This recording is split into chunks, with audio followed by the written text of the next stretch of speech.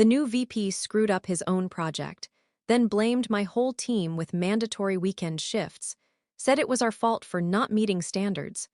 So I left him a file on Monday that made his hands shake like hell when he opened it. I knew something was wrong the second Vincent Hale walked into the break room, because everyone stopped breathing. 12 people froze mid-sip, mid-sentence, mid-hope as he strutted in like he owned the entire floor of our Baltimore office. His slick blue suit caught the fluorescent lights in a way that made the whole moment feel staged, like he'd been practicing this entrance in a mirror. "We need to talk," Vincent announced, dropping a stack of papers onto the counter so loudly that even the coffee maker sputtered. My stomach twisted. This wasn't going to be routine. Vincent didn't talk, he performed. He scanned the room with those cold, glassy eyes of his. "I reviewed last quarter's numbers. Disappointing doesn't begin to cover it." Lies. He'd ignored every warning we'd given him for months, bulldozing our strategy with his ego. He caused the loss, and we all knew it, but he wasn't done. "Starting this weekend," Vincent said, smiling like a man announcing a raffle instead of a punishment, mandatory weekend shifts. Saturday and Sunday, 8 to 6, until further notice. Gasps, literal gasps. Leela pressed a shaking hand to her forehead. She'd been caring for her newborn between shifts. Rob stared at the table, jaw clenched, probably thinking of the money he'd been saving for his dad's chemo treatments. Jess whispered, "No, please," like she was praying. I stepped forward before I even realized I was moving. "Vincent, the loss," he cut me off with a raised finger. "Tessa, the executive board agrees with my corrective measures." That was lie number 2. His voice always tightened on the lies. "And," he added, turning his full attention toward me, "you will now be responsible for tracking everyone's weekend productivity. Submit reports directly to me." The room spun for a second. He wasn't just punishing my team, he wanted me to help him do it. When he left, someone actually started crying. Not loudly. Just a thin, broken sound from the corner. I felt rage pool in my chest, hot enough to burn through my ribs. 6 months under Vincent Hale had wrecked everything I'd built in 12 years. He'd strutted in with his Ivy League arrogance, replaced our reliable systems with his vision, insulted us, ignored warnings, lied about client losses, and turned our once steady department into a sinking ship. Now he was punishing the survivors for the holes he drilled himself. Leela touched my arm. "Tessa, what do we do?" Something in me snapped, not loudly, quietly, almost cleanly. "We show up tomorrow," I said. Rob frowned. And then, the plan was already forming, terrifyingly fast, terrifyingly clear. "We start where he thinks we'll end." They stared at me, confused, waiting, but I couldn't tell them yet. Not the part where I had proof, actual, documented proof, that Vincent hadn't just ignored our warnings. He had altered financial projections 2 months ago to hide the early signs of failure. And I had the originals, the ones only someone in my role could have seen. And I definitely couldn't tell them the other secret I'd been holding onto. Someone inside the company had warned me weeks earlier. An anonymous email telling me Vincent had destroyed a department just like ours at his last job by pinning fabricated data on a senior analyst. Except the email had ended with one sentence I hadn't been able to forget. The analyst didn't survive what came next. Not metaphorically. Literally. That part I hadn't told anyone. Because now, as I stood in the break room staring at my devastated team, one truth hit me with the force of a concrete block. Vincent Hale wasn't just toxic. He was dangerous. And for the first time in my life, so was I. If you want to understand how everything spiraled so fast, how one man managed to twist a whole department into knots, you need to understand 2 things. Who Vincent Hale really was, and who I used to be before he walked into our Baltimore office. For 12 years, I was the steady one. Not brilliant, not flashy, steady. Reliable. The person people came to when a number didn't make sense, when a client was unhappy, when a deadline was suffocating. I liked being that person. I never chased promotions, they just came as the company grew and older leaders retired. Before Vincent arrived, everyone described me the same way. "Ask Tessa, she'll know. Ask Tessa, she'll fix it. Ask Tessa. She's the calm one." Ironic, knowing what I'd eventually do. The company wasn't perfect, but it was stable. We worked hard, laughed sometimes, left on time most days. The thing I was proudest of was my team, 12 people who trusted me and trusted each other. Real people with lives outside the building. Leela with her newborn twins. Rob caring for his dad. Marcus paying off medical school loans. Jess saving for her wedding. We were a family in the way work families sometimes genuinely are. Then Vincent arrived, announced with a glossy intranet post titled "A New Era of Innovative Leadership." He came from New York, from some hotshot analytics firm known for high-impact disruption. He was 38, smug, polished, and always looked like he was 5 minutes away from a photo shoot. His handshake was too firm, his cologne too sharp, his smile too rehearsed. On his first day, he called me into a conference room. No greeting, no small talk. "Tessa, your department's numbers are solid," he said, tapping his manicured nail on a folder, "but not exciting. We need exciting." "Exciting analytics?" I'd asked, genuinely confused. He smirked. "Exactly. You've been too cautious for too long. That's why they hired me, to break the pattern." He meant replace it with chaos. I just didn't know that yet. Within a month, he'd tossed our forecasting model, the one that had been accurate within 2% for 5 years, and replaced it with a system that relied on what he called intuition-based market momentum. None of us knew what that meant, including him. When I pushed back, he called me traditional, the corporate equivalent of boring. When Leela raised concerns about client churn, he told her she lacked vision. When Marcus warned him about compliance issues in the new model, Vincent laughed and said, "Compliance is a mindset, not a barrier." He was the kind of leader who treated data like clay, moldable as long as the numbers looked favorable. But here's the thing, I never distrusted him at first. I should have, I didn't. It wasn't until 2 months in that I found the first anomaly.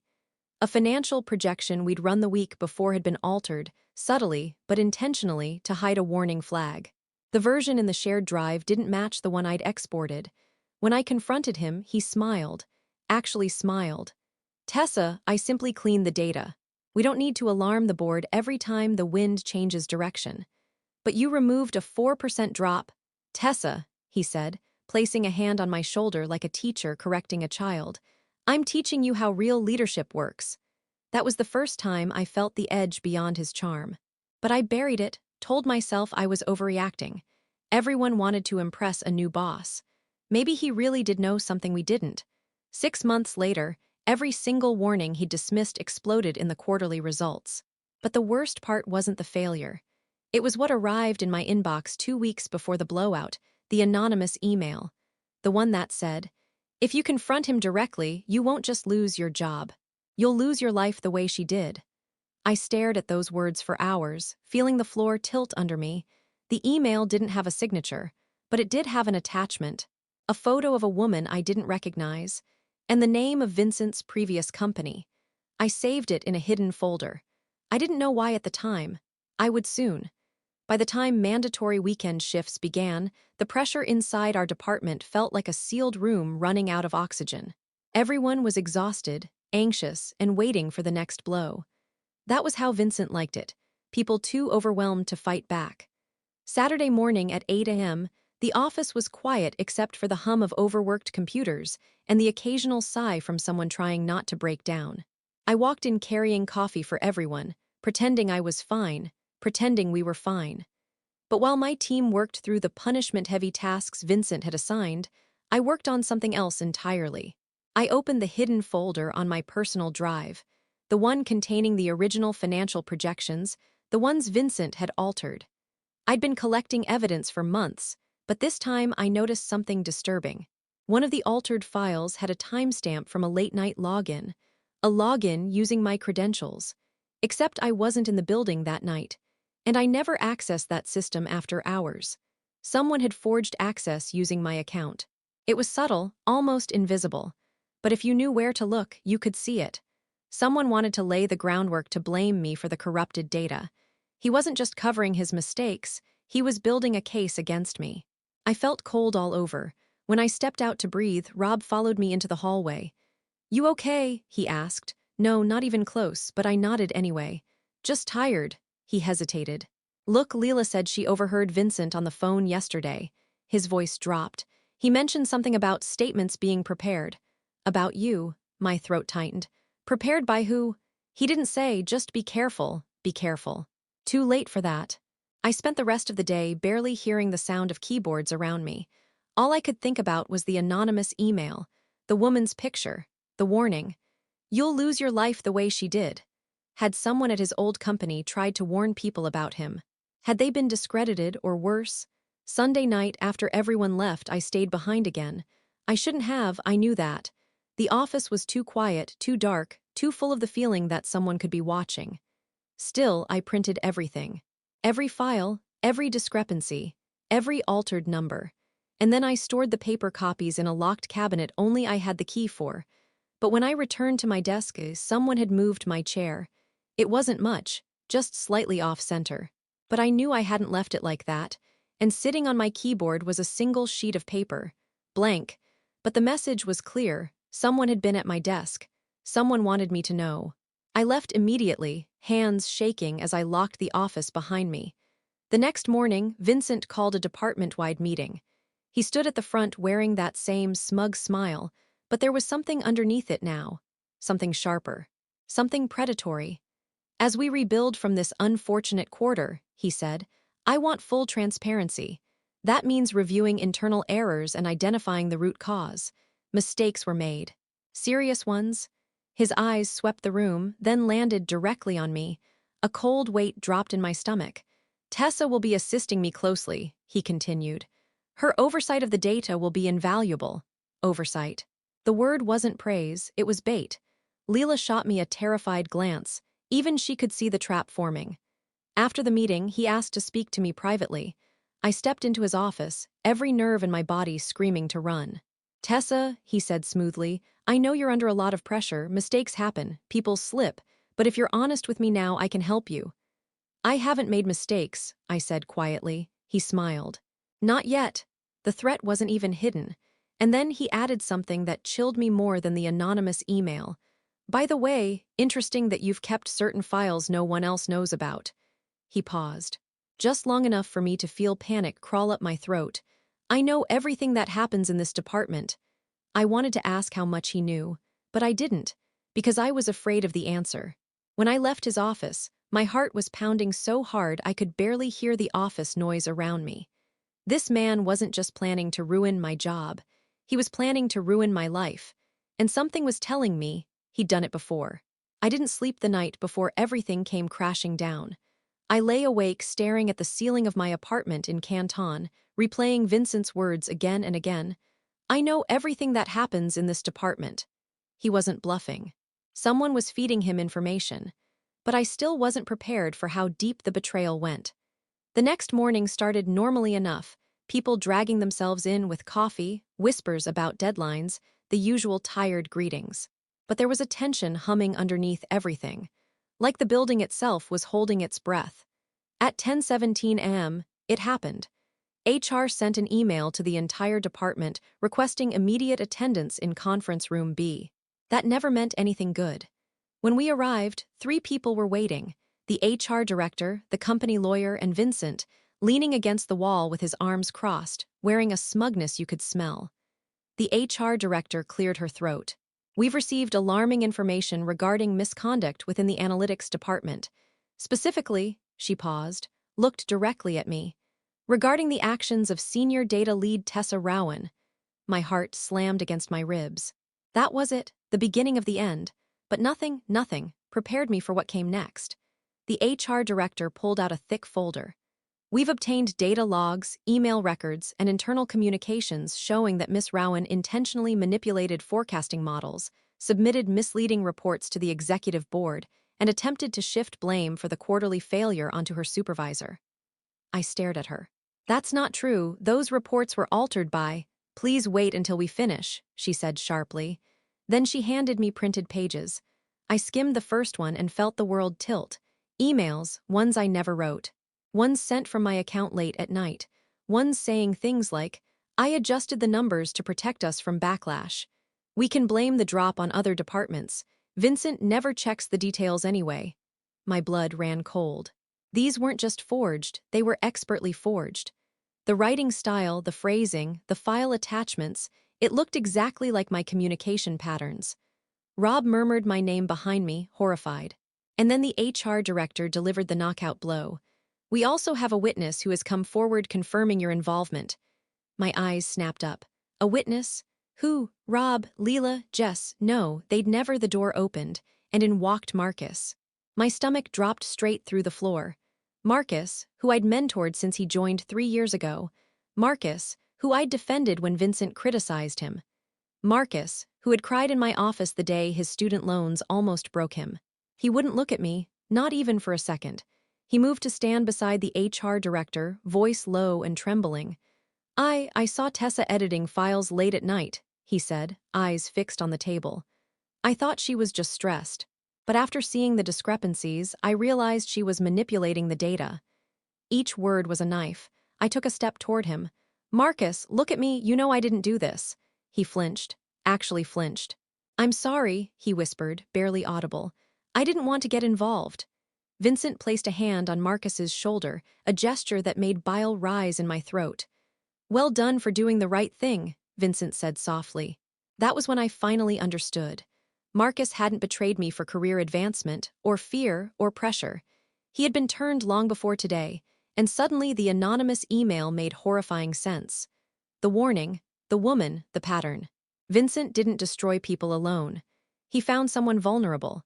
Someone he could twist, manipulate, promise protection, or threaten into obedience. He always had an inside person, just like at his last company. Just like the woman in the photo probably did. Marcus was his inside person here.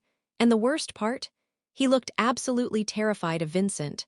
That was the moment I realized something even darker. This wasn't just a setup. This wasn't just professional sabotage.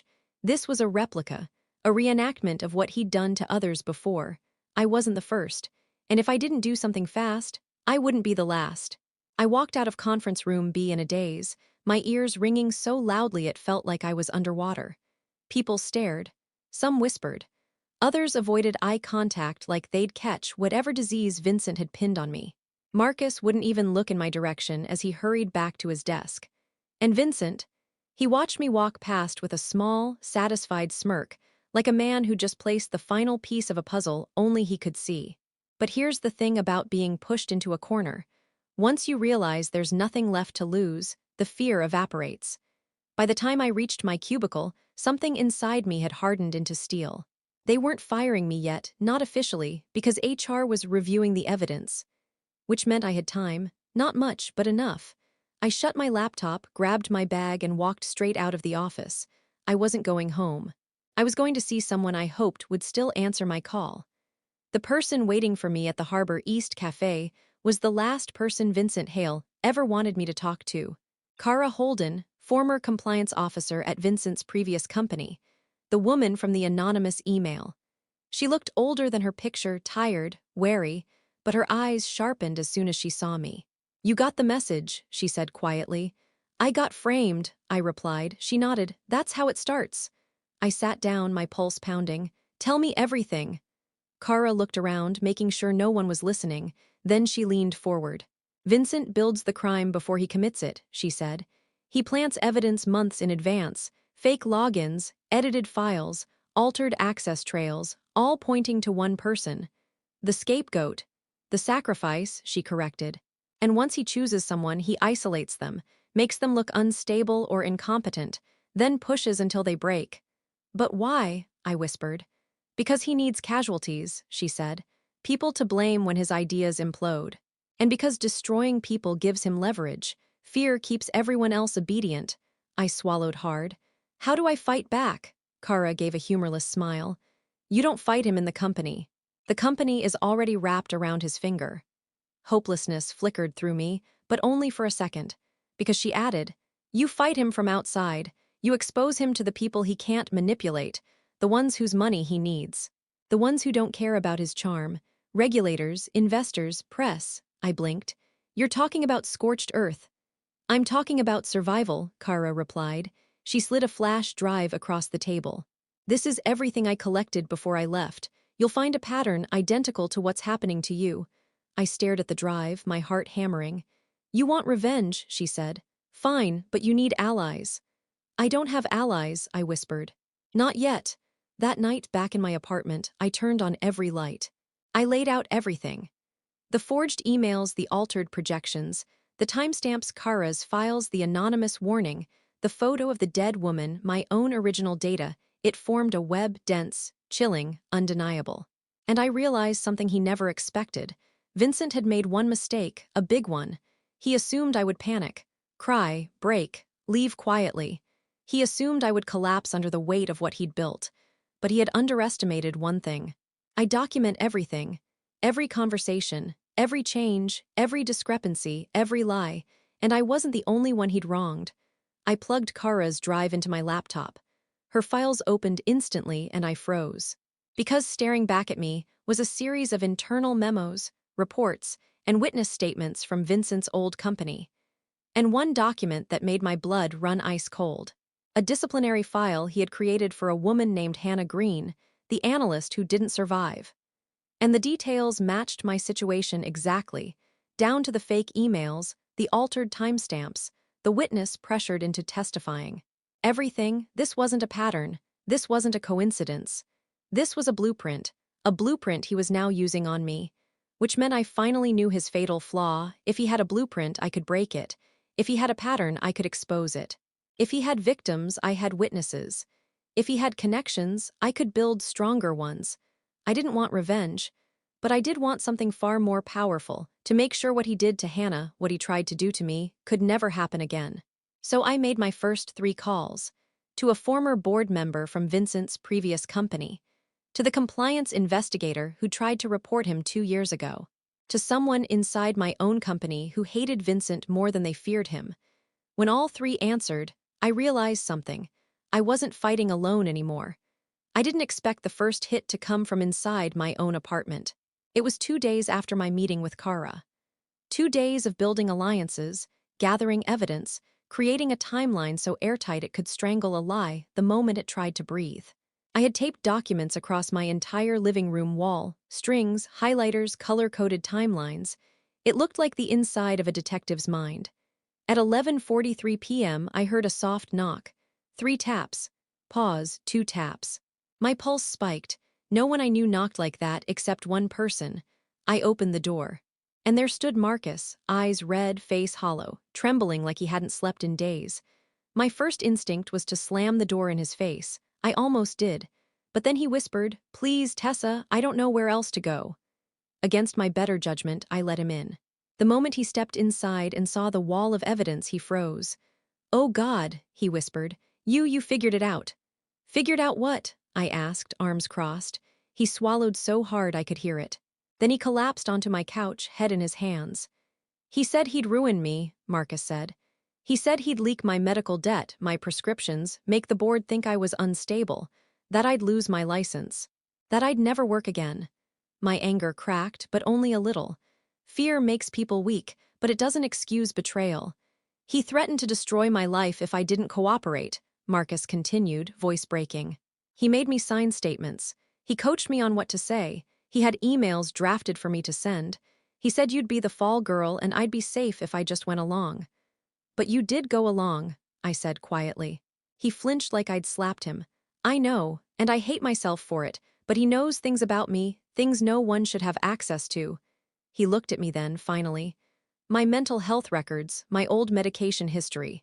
Stuff from college, stuff I never told anyone." My breath caught. "How did he get that?"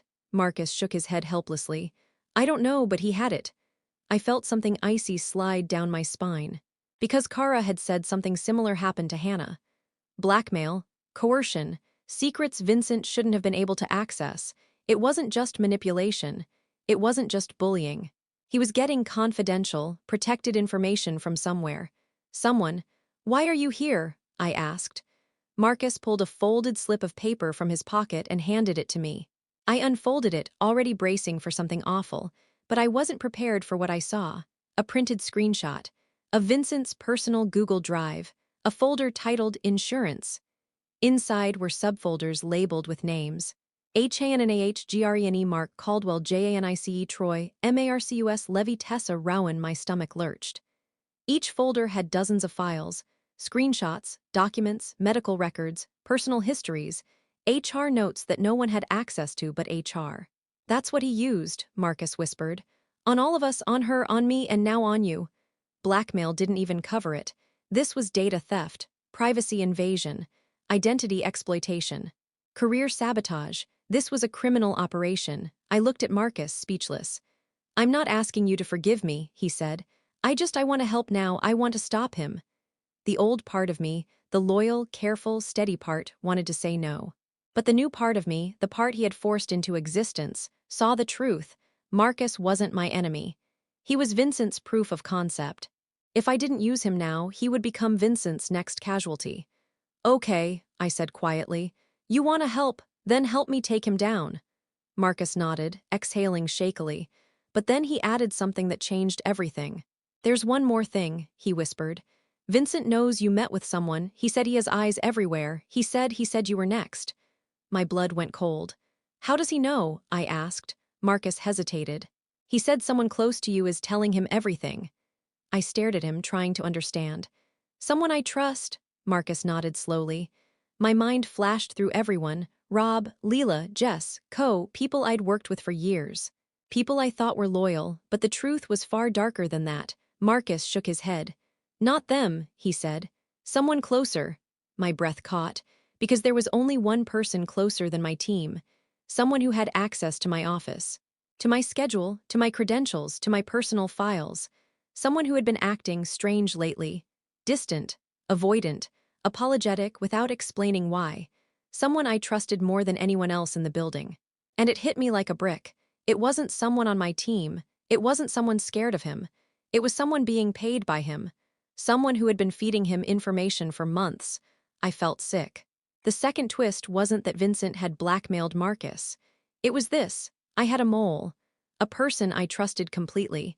And I had no idea who it was yet. The cold truth behind why Vincent does what he does. I barely slept that night. Every sound in my apartment made me flinch. Every passing car felt like someone watching. I sat at my kitchen table with the lights off, staring at Marcus's screenshot of Vincent's secret insurance folders. My name, my life, my vulnerabilities collected like trophies. But the real terror came from Marcus's warning echoing in my skull. Someone close to you is telling him everything. I tried to picture who it could be, but every possibility made my stomach twist. By dawn, I couldn't sit still any longer. I needed answers. I needed the truth, his truth. I went to the office, not inside, just the parking garage, and waited. 3 levels down, hidden behind a concrete pillar, I knew exactly where Vincent parked. He always arrived at 7:10 a.m. sharp. Because punctuality, he once said, projects authority. At 7:09, his luxury SUV eased into its reserved spot. He stepped out, adjusting his tie, admiring himself in the car window like the whole world was his mirror. I stepped out before I lost my nerve. He froze when he saw me. Surprised, but only for half a second. Then he smiled. That smooth, poisonous smile. Tessa, you're not supposed to be on company property. Cut the performance, I said. Just tell me why. Why me? His smile widened. Tessa, everyone asks that. The way he said it made my skin crawl. Then answer it, I demanded. Why destroy people who did nothing to you? He took a slow step forward, hands casually in his pockets. You still think this is about you, he said softly. You think you were chosen for some personal reason. I didn't respond. So let me educate you, he continued. You weren't chosen because you're weak, or because you're incompetent, or because I dislike you. He leaned in slightly. You were chosen because you're perfect. My heart thudded. Perfect for what? For credibility, he shrugged. When someone honest falls, it looks believable. People assume they missed the signs. They blame the victim, not the system. It keeps everyone afraid. I felt sick. That's why you destroyed Hannah too. His expression twisted into something colder than anything I'd ever seen. Hannah was a necessary lesson, he said. She refused to fall quietly. She made noise. She made me look sloppy. My breath caught in my throat. So you buried her. She buried herself, he said flatly. People like her break easily. People like you require more structure. My blood went ice cold. He stepped closer, voice low, almost intimate. Understand this, Tessa. Destruction isn't personal, it's strategic. Every empire needs examples, warnings, ghost stories. I stared at him. You like doing this. He smirked. I like control, and fear is the purest form of control. And the people in those insurance folders? I asked. You enjoy ruining them too. His eyes gleamed. They're tools, pressure points. Every human being has a secret, a weakness. A shame, something they'd sacrifice anything to protect. I just collect them. He took a breath, as if tired of explaining. Your weakness, your integrity, you think doing the right thing keeps you safe. It doesn't. It makes you predictable. And the mole? I asked quietly. He laughed. Oh, Tessa, you still haven't figured it out. My heartbeat roared in my ears. You're so busy protecting your team, he continued. You never questioned the only person who had full access to your schedule, your drive, your office, your login trail. My chest tightened. Think, he whispered. Who always stays late? Who always comes in early? Who reorganized your office when we moved floors? Who borrowed your keys? Who you insisted was reliable? My vision blurred. Because suddenly I knew, Jess, the quiet one, the dependable one. The one who always offered to help. The one who had access to everything I touched. He watched the realization hit me and smiled like a man savoring a fine wine. People like Jess are invaluable, he said. Desperate for approval. Terrified of failing, easy to guide. You used her, I whispered. No, he said calmly. I trained her. I staggered back, my heart pounding so hard it hurt. He took a final step forward.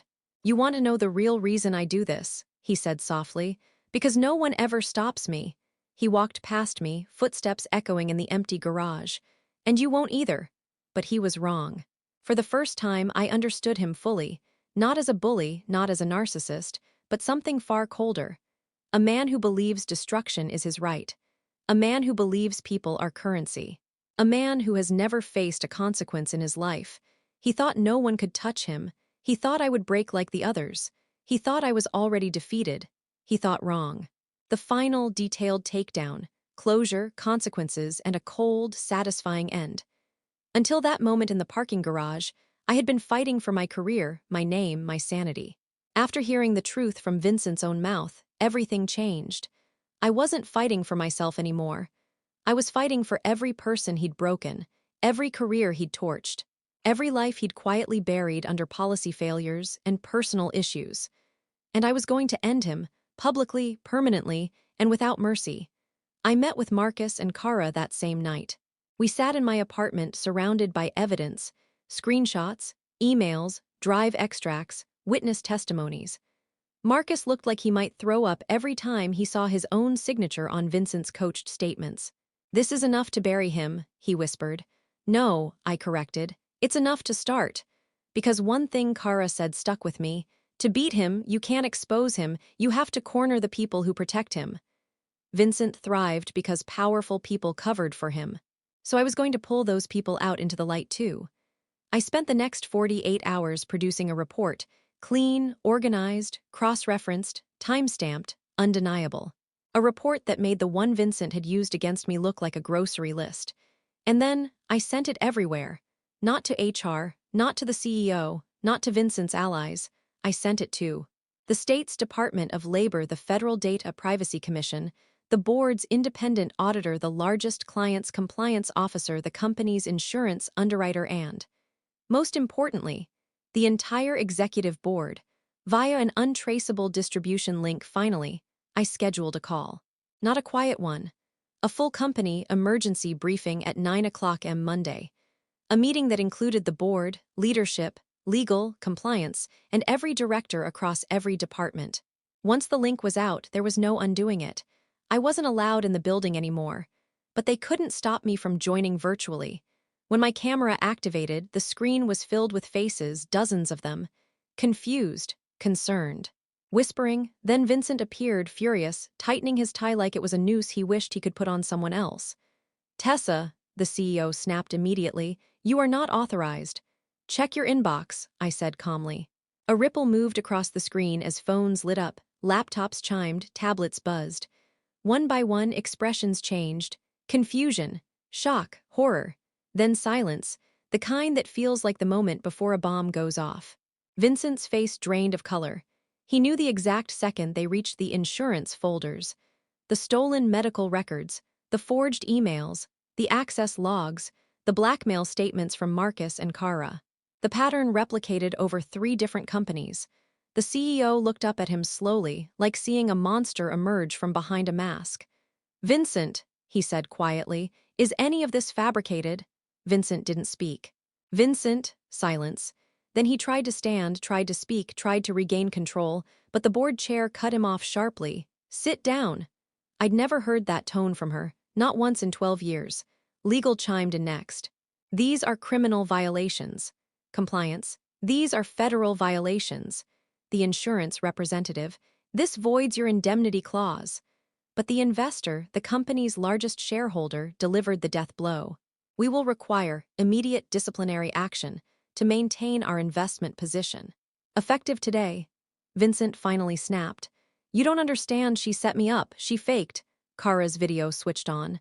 So I faked these too, she said, holding up documents from 3 years earlier showing identical behavior. Then Marcus's camera turned on. And I faked this, he added, holding up a signed statement about Vincent's coercion, shaking but determined. The board chair leaned forward. Vincent Hale, you are hereby terminated effective immediately pending criminal investigation. Do not attempt to leave the state. He opened his mouth, but security entered the conference room behind him. For once, he had no words. He looked at me through the camera, eyes wild. This isn't over, he hissed. I smiled, genuine calm. Oh, it is, you just don't know it yet. They reinstated me with full pay, a public apology, and a written acknowledgement clearing my name. HR leadership was replaced. Jess was terminated after investigators uncovered the payments Vincent had funneled to her through a shell consulting firm. But the part that mattered most, Hannah Green's family finally received the evidence they needed. Her case was reopened. Vincent's history wasn't buried anymore, it was front-page news. 6 months later, he was indicted. My team returned to normal slowly. Broken trust heals like bone, painfully but permanently. As for me, I didn't become a hero. I didn't become ruthless. I didn't even become fearless. I just became someone who stopped being afraid of powerful men who hide behind their charm. Someone who learned that quiet people can be dangerous when pushed far enough. Someone who knew exactly how to end a man who believed he could never be touched. The kicker, my new office has a single framed quote on the wall, document everything. Because in the end, that's what saved me. That's what destroyed him. And that's what will keep every future Vincent exactly where they belong, in the past.